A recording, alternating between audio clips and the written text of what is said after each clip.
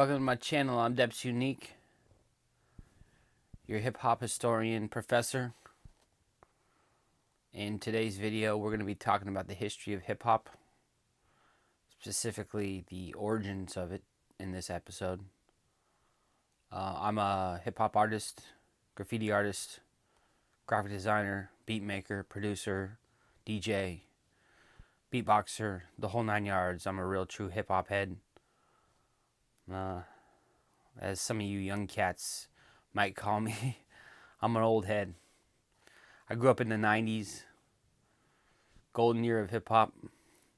But enough about me. Let's get into this episode. We're going to be talking about the studies I've done over the years, learning the history of hip-hop and art history and music history. And because basically what I'm trying to say here is that in this video, it all coincides together.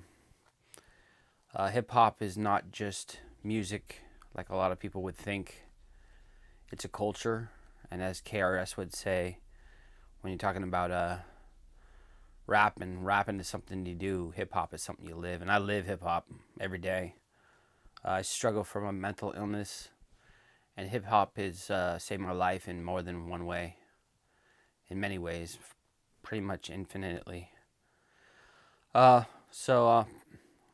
going to be reading off a script a little bit here, not a word verbatim script, but I got a little thing typed up on here, and we're going to go from there and see where it goes. So when it comes to hip-hop, I basically tell people that hip-hop is not really a modern phenomenon. It goes back to the origins of man, pretty much. It's just been rehashed and rehashed and rehashed until what we have today is what you call hip-hop, but it's really a culture. It's the modern day Renaissance, in my opinion. So we're going to take this back to the cave of Monteviso. Not sure how you pronounce that, but it's an Italian word. And it dates back to 65,000 years ago in Spain, where our ancient ancestors would take red ochre mixed with some type of fluid, sometimes urine, sometimes water, or whatever they had on hand, and they would spray the image of their hand on the wall of caves. And this is like pretty much the oldest remnants of art known to man, with the exception of a few sculptures dating back further than that. And I like to tell people that that was pretty much the first spray can. They would put the pigment and blow it through either a reed or or just their mouth, and they would spray their hand on the wall, basically leaving a tag. So that dates back to about 65,000 years ago. We live in modern age, so it's kind of hard to fathom what it meant or what it did for their culture. A lot of people would speculate that it was to bring good luck for their hunting season, hoping that they would get luck for their rituals, their food rituals, and what have you. I'm going to be putting up an image on here. If it's either before or after, you'll get to see an image of that. So then I want to fast forward a couple thousand years forward to the oldest drums in the world. We know that hip-hop is loosely based on drums. You have samples. Some people play the keys or other instruments, but hip-hop basically is drum and rhymes, and they coincide to each other. But the first oldest drum we know in the world dates back to 6000 BC from the Neolithic Stone Age period, and it was excavated years later, and it's the oldest remnants we have of drums. But if we can think back on these ancient ancestors of ours, heartbeat. I mean, the heart is basically the thing that keeps us living, and it goes to a rhythm. So I would assume that since when you're an infant, the heartbeat is the first thing you hear in this world. So you have the heartbeat, the drum. So not only do you have the visual or the cave paintings or the graffiti, you also have the drums. And then comes the spoken word, which later would evolve, and that's how we would communicate. And the oldest poem is the Epic of Gilgamesh, if I pronounced that correctly. And it's about a Sumerian king on a quest to find the secret to immortality.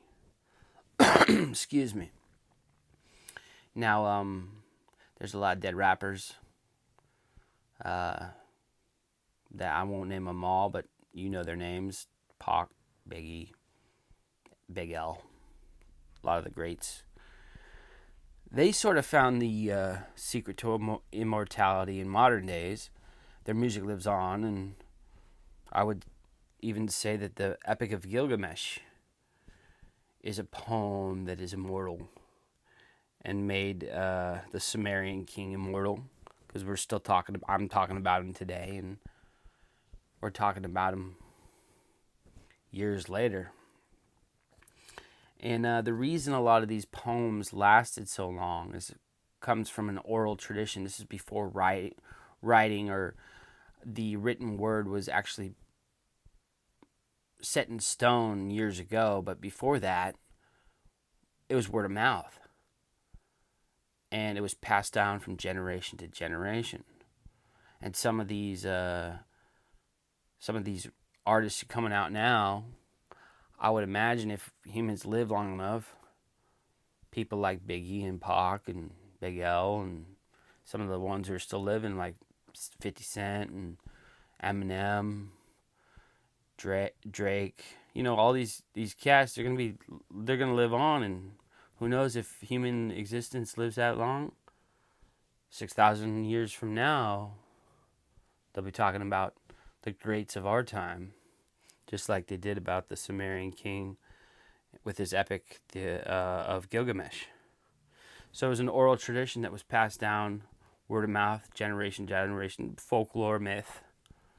And, all the cultures, I'm Irish, so I know a lot about the Irish history.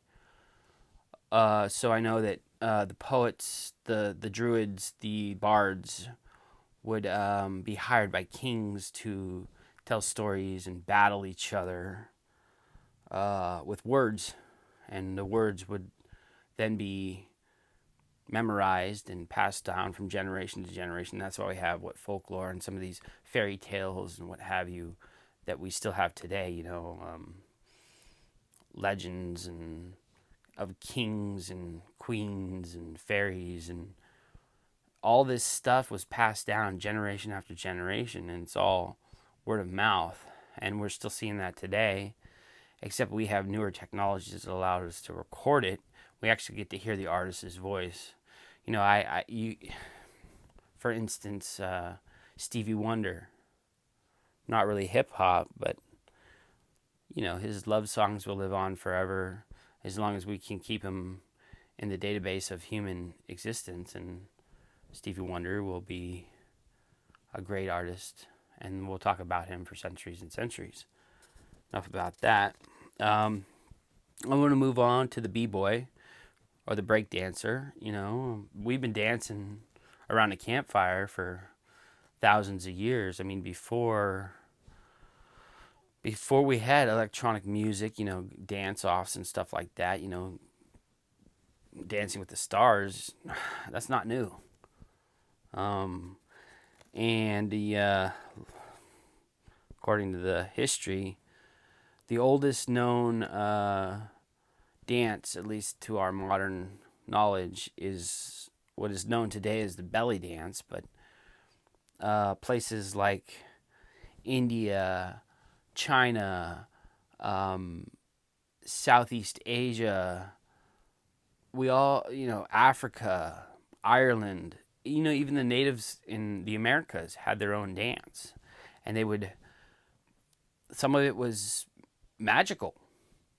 And I don't know if you've ever seen Crazy Legs do his magic on back in his heyday. There's videos, you can look it up. Look up Crazy Legs. That's magic. I mean, that's real pure magic. The way he could move his body to a beat. But that's been happening for centuries and centuries.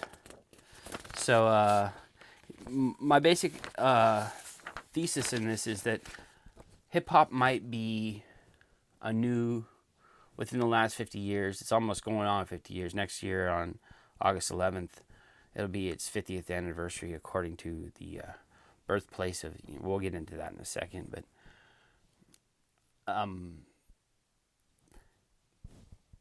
50 years is not very long, but the same things: poetry, art, music, dance.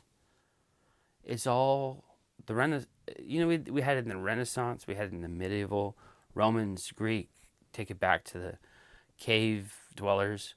It's all part of history. We're humans, and this is our art. This is our culture, and it's been happening for centuries and centuries and centuries. And hip hop is just a new form of it. So my thesis in this video is to say that hip hop, yes, it is new. It's actually ancient. And I want to take it back to, we got these rap battles nowadays. Who's the best, and you can top 5, top 10, and for the rest of our lives, we'll be arguing who was the best in the 90s, who was the best in the 2s, who was the best in the 210s. Really, it's all just subjective. But taking it back to my Irish history, we had poets who would battle each other with limericks, or even before the limerick was invented, gift of gab. I mean, the blarney, if you had the gift of gab, you were special. And there were druids who would spend 20, 30 years perfecting their poetry before they would even release it to the community. And then the kings would say, okay, you've got this gift of gab. I'll hire you. Will you say some satire about the other king, and his poet can bring satire about us, and then we'll have a battle. And they had a war of wits, which is kind of like what we have today with the rap battles. I remember watching my first battle. Eminem, one of the greatest rap battleists of our time. People respect him because he can battle. Just like that in the Irish era, the Irish kings and what have you, they would hire their poets to sing praises about the king and the women and the what have you. So I don't know how much I have on this video. I'm still working out my camera, so sorry I'm blabbering on, but this is really important to me, and I want to spread my knowledge to the world about what hip-hop means to me. It saved my life. So history repeats itself. You had the Renaissance, and then before that you had the going back to the cave painting. Anyways, so today we have graffiti, which is basically just a modern version of cave paintings. And if you take it further back, you had what is the Italian word for graffiti, or the singular graffito, means a little scratch. And in Pompeii and the catacombs of Rome, rebels and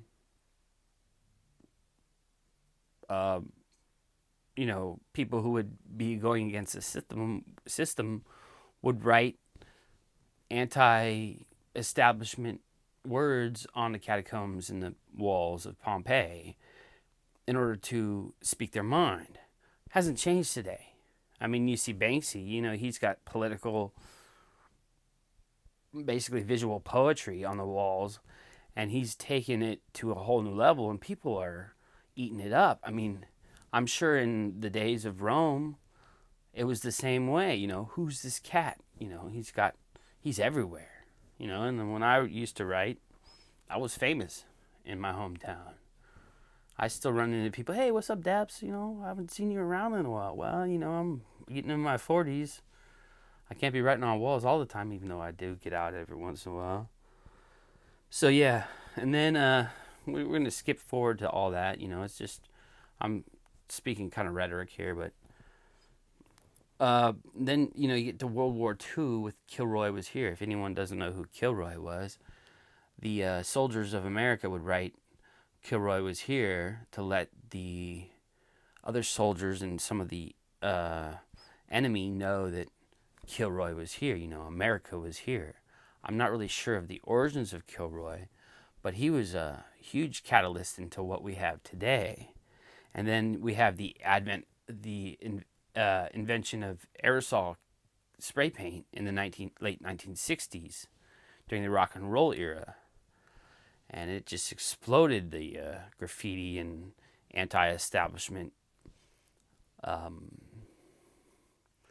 movement. And, then in the 1960s, we had a cat named Cornbread. Now we're going to take this into hip-hop and how hip-hop was started. Cornbread was a guy who wanted to impress a girl when he was in high school. And Cornbread had all the tools now, spray can, markers, permanent markers. And so he would write his name Cornbread along the, I believe it was Philadelphia. I'm not real sure. Was it Philly? If I have to go back and look at my notes. But anyways, it doesn't matter where he was from. He would write his name along the bus route of this girl he really fancied in high school. So hip-hop, graffiti hip-hop, kind of started out of love, which is pretty strong because love is the strongest emotion. So I like to think that hip-hop was started out of love. And then a lot of people don't give credit to Cornbread because the first write-up in a newspaper was about a cat named Talkie 183 who got a blurb. Actually, I think it was even front page, if I remember correctly. Was it the New York Times? Maybe. I got to go back and look at my notes, but Talkie 183 got this huge headline, and Talkie was a bike messenger in New York, and he used to write his name all over the subways and on his routes, and people started noticing it, and graffiti spread like wildfire. Then came the subways, and then it just got even bigger from just a tag and a little scripture to big on pieces. I mean, colorways, because you had the spray paint now. You had all these color waves, and you had people like Donnie White, Scene, Phase 2, Is the Wiz, Lee. I mean, I could go on and on. Futura 2000, who's one of my favorite artists because he broke away from the letters and went on to do some abstract stuff, which is what I like to do nowadays, even though I still write my name and what have you. But yeah. And then in the early 1980s, a film crew got together and they were going to film a movie on breakdancing because it was a big fad. Not a fad, it was just, they thought it was going to be a fad, but they wanted to keep it alive before it died. And they wanted to shoot a movie on breakdancing. Well, they didn't have enough footage. And they found out some of these breakdancers also wrote graffiti. And then, so this movie was called Style Wars, and it came out in I believe it was 82, which is the year I was born, so before my time, really. But here, for those who don't know, Style Wars. It's not required watching, but I highly recommend it if you're into hip-hop. It'll teach you a lot about the history. So Style Wars comes out in 1980. It was put on a PBS. And it spread like wildfire because people...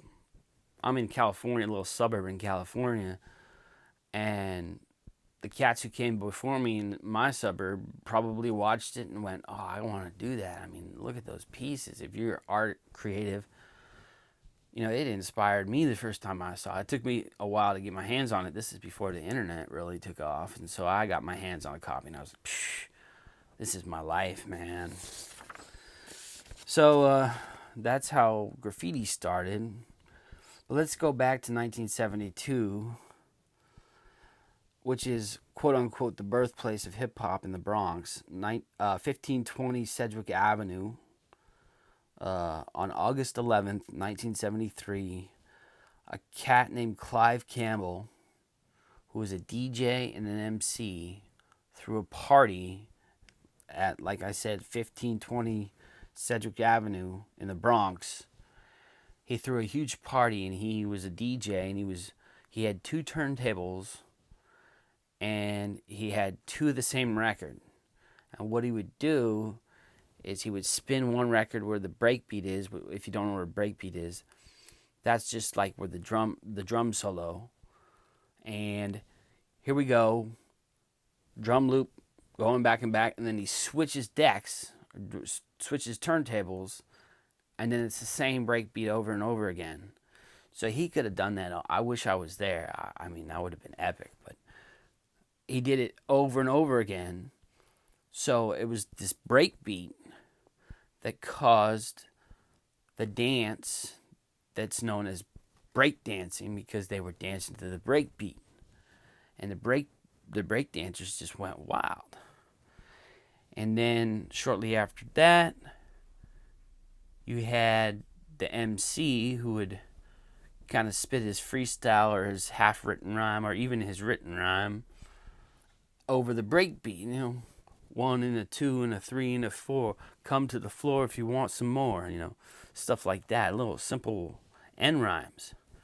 And basically, Kool Herc, Clive Campbell, is credited with being the father of hip hop. And they call 1520 Sedgwick Avenue the Bethlehem of hip hop, because that's where hip hop was born. And I like to call it Mecca. Whether you're Christian or Muslim, if you know the 2 religions, either one, you got Bethlehem and Mecca. They call New York, well, we're in California, so they call New York Mecca here. Never made it out. I've been trying to get out there for years, but just haven't had the opportunity. But so I think we'll leave it at that for this day's discussion. If you want to really get the full detail, I haven't read this in a couple years, but this book, Can't Stop, Won't Stop by Jeff Chang, it's even got an introduction by DJ Kool Herc. I highly recommend it. It's not required reading for the Hip Hop How To video channel, but if you're really serious about this, I want to teach these kids who are coming up who love hip hop, and they, the 15-year-old kid who's like, I just love the beat, he's making beats, or he's got a copy of Fruity Loops, or he heard an old Tupac album, and he's like, man, this stuff really touches me. I want to reach those guys. I mean, I'm an old head, and still pursuing the rap stuff, but I mean, these cats coming out, I would like them to know the history of this stuff. I mean, I studied this stuff when I was their age, and it took me God near 30 years to master the art of MCing, DJing, graffiti, and I'm still doing it after all these years because it's my heart. I got a mental illness, and when I'm having a hard day, I can just pull out my little Sharpie and write my little tags on a piece of paper, or if I'm having a real hard time, I'll just hit the streets after everyone's in bed, and while they're sleeping, I'm getting up, So I'm kind of blabbering. It's late night. I think it's like almost 3 a.m. here, but I had to film this because I finally wanted to reach out to the community of hip-hop heads and let them know that hip-hop's not dead, no matter what Nas says. It just needs new batteries. And I'm hoping these young kids who are watching this and listening to me speak my gibberish and sipping on licorice or whatever you want to call it, know that where we come from and where they can take it to the next level. Because without the pioneers, I wouldn't be here. And I'm hoping that I can inspire the next generation to keep this hip-hop movement alive. So that's it for now. Catch you in the next video. I'm Deps Unique, formerly known as Deps1. You can check me out on all the streaming platforms. Plan on doing a lot of more videos, not just on the history of hip-hop, but on ways you can help advance your hip-hop career, whether that's graffiti, music, breakdancing. You know, I made this t-shirt a few years ago. I still rock it. Rep it every once in a while. Maybe I'll even show you how I print up my t-shirts, you know, do some graffiti. Yeah, so thanks for checking out the video. I appreciate it. Enough said. Deps1. Deps Unique. Signing out. Cheers.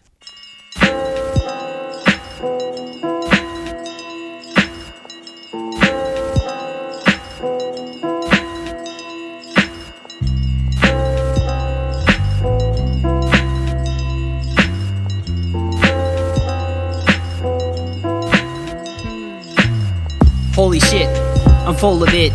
I stole your kit, I'm the goalie mitt. Catch everything in sight, I retch everything is bright, like a wing in flight. I sing it tight, loosen my belt, bruising like Celts, soothing and stealth, who's inking and felt. They clap and applaud when I'm rapping a lot. Fat as your bod, macking like God. The serpent can't kill me, cause I swerve till he is back in his hellhole. Eating yellow jello, I'm swell bro. You can tell yo, cause I smell hoes a mile away. That's why I smile today. I'm the rapper man, they call me Dapper Dan. Read a chapter man, about Dapper Dan. I'm the rapper man, they call me Dapper Dan. Read a chapter man, about Dapper Dan. I'm a fiend for her medicine ball. Envious green like lettuce and fall. Send me the stream, my head is involved. Many have scenes as red as my wall. Spray paint real thick, they ain't ill sick, like my memory plot. Send me your thoughts and I'll read your brain and relieve all your pain when we're calling my name. It's all the same with different stories. I'm itching to glory. Pinch me when I'm 40 or lynch me so gory. See, I got the knack to drop a rap. I can't stop this crap. It's all that I know and my thoughts on go. I'm the rapper man, they call me Dapper Dan. Read a chapter man, about Dapper Dan. I'm the rapper man, they call me Dapper Dan. Read a chapter man, about Dapper Dan. Take a picture, it'll last longer. Fill a picture, it will blast stronger. The mass monger will crash on her couch, flash out her blouse. Hash now I'm out, slash while I'm about to write 3 more songs. Light 3 more bongs, bright his chorus gone. But his mind's kicking dirt, sticking to dessert after fish and chips. I wish I could stick my dick in her lips, but she's too shy to do this guy. Who knew I'd fry like a piece of greasy pie? At least I won't die unless it's old age. Write my number down, then give her the folded page. I'm the rapper man, they call me Dapper Dan. Read a chapter man, about Dapper Dan. I'm the rapper man, they call me Dapper Dan. Read a chapter man, about Dapper Dan. I'm the rapper man, they call me Dapper Dan. Read a chapter man, about Dapper Dan. I'm the rapper man, they call me Dapper Dan. Read a chapter man, about Dapper Dan.